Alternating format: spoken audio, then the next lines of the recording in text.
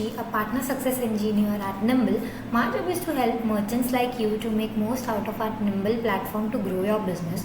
Today, I am excited to share how does our Nimble ERP system works for merchants. So without just wasting our time, let's just get started.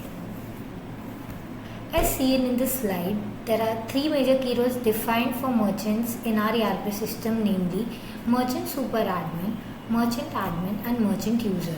All the three key roles defined here have various access to it, which means here the merchant user has only have view access, the merchant admin has edit access and view access both, and the merchant super admin has create access, edit access, view access.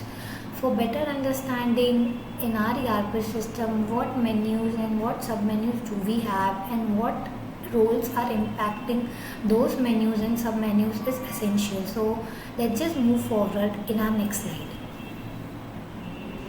As seen in the mentioned slide, in ERP we have two menus, merchant data and transaction data.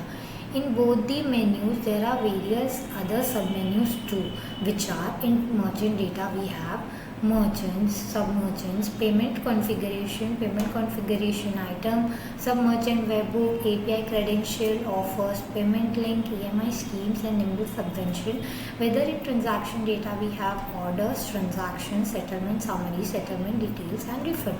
As seen in the mentioned slide, for merchant super admin, the merchant super admin has all the access to all the submenus present in the ERP system.